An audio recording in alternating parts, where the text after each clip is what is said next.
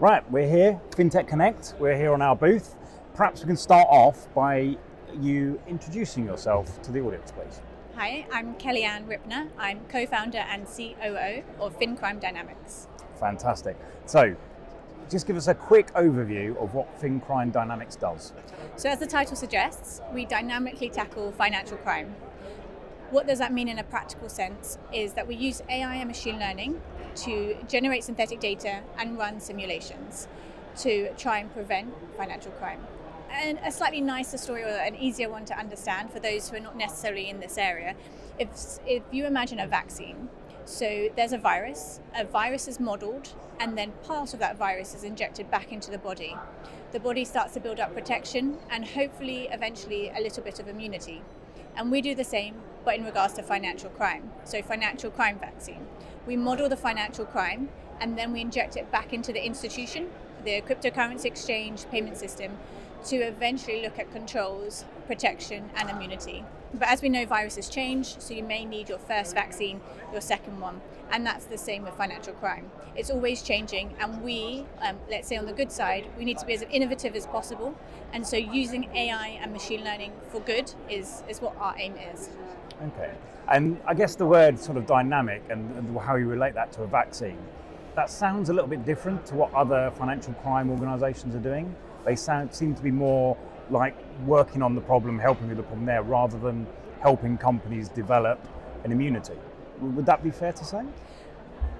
By all means, there's different ways to flip an egg or an omelette, etc. I would say that as a whole, we know that the world is always changing and financial crime is always changing, as well as the fact that criminals, they don't have to be careful on what they share, when they share it, etc. There's no any strings attached to whatever they're doing. Whereas on our side, if we're able to do the sharing in a safe way that's also compliant, but as quickly as possible, then hopefully we can also be dynamic in trying to fix some of these financial crime issues.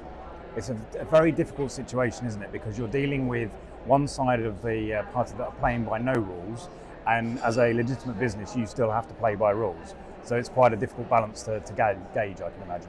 Completely, and I think that all we can try and do is be upfront about what's happening in regards to the regulatory world, what's happening in the market, and also have an understanding that perhaps at the moment APP fraud is very well known, authorized push payments, versus let's say money laundering, which has been around for a very long time. Yeah. And so that's how much the world is changing. APP didn't exist as a title, let's say 10 years ago, but now it's a very large and important area that we're discussing, both in financial crime groups as well as the government. So it's a hot topic at the moment. Yeah, and I was going to ask that sort of question actually. Obviously everybody's heard, well I say everybody, and everybody should hear about APP fraud, but it does seem that sometimes that overshadows some other serious crimes which are not really being picked up on. If you were to I don't want to try and get into any sort of rating system where we can say what crime's worse, because obviously all crime is bad. Mm-hmm. But what are some of the trends that you're seeing in the other areas outside APP fraud? So I'd say with APP fraud, of course, there's a lot going on. It's affecting the compliance costs around the world for lots of different financial institutions. And I would say that that's one part of financial crime. Sometimes we have to look at other types of victims. So not just necessarily the 599 APP fraud, but also if you think about the bigger topics of human trafficking and modern day slavery. These items are actually increasing, unfortunately, and often we don't necessarily put a face to those types of victims, or not necessarily an understanding to what they're experiencing in their own lives. And ultimately, if we can reduce financial crime, we can also reduce different types of modern day slavery and human trafficking. And these are very big topics and can be very heavy, and also a lot harder to track, let's say, and to look at different factors which might be more prevalent in the banking transactional history. So, for example, with let's say modern day slavery, somebody may be employed on a construction site and their salary is going directly into an official bank, but that now can't be tracked necessarily versus in previous ages. So people are using official banking lines to commit these crimes, and they're very, very big topics.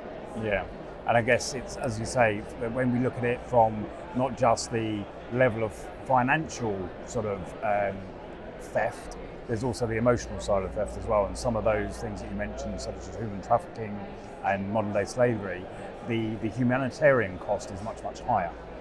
You mentioned also earlier in your mention of Fintech for good, and I guess these are the sort of things that really, in that sort of ESG and Sustainable Development Goals agenda, we really need to start pushing forward on.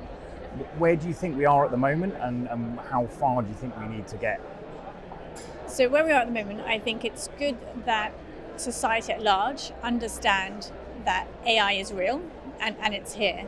And people may say that ChatGPT has helped with that, and it's maybe others are saying AI has taken over the world and taking over jobs, etc. But if we're able to make sure that we're able to utilize it in a way that is transparent, so perhaps utilizing less complicated models that are explainable, so that whether it's the consumer, whether it's government, they understand what's going on, then we can move forwards with certain issues. But at the same time, there's so much to do in so many different areas of whether it's financial crime or whether it's society at large, as you say, AI for good, that there's so much still to do, and it would be nice to get to a compound interest effect where we're just tackling these items faster and putting our resources together. So personally, I think it's very much about collaboration and trying to do that in a secure, safe way, but also as quickly as possible, because otherwise if we do too much planning and trying to get all the eggs in order, we might not be actually making any real substantial changes. And my final question, we're obviously here at Fintech Connect, we're halfway through day one. What have you seen that's been interesting for you, or what are you looking forward to seeing? For me, it's very much about understanding what's going on in the ecosystem, learning from all of the really interesting speakers that are here. Earlier today, I listened into the CEO from Innovate Finance, Janine, and also heard a talk from the gentleman from Starling, as well as in the paytech area, I believe Angela is part of Skyparler, who is running that area. So for me, there's so much to see. It's more about trying to choose which ones I'm going to go to and when. If there was two of me, I'd like to go to many of them. I think that's always the problem with these sort of events. There's 4 stages. I need 4 of me to go and actually see something. Definitely. Thank you very much for joining us today and having this interview. Thank you very much. Thank you for your time.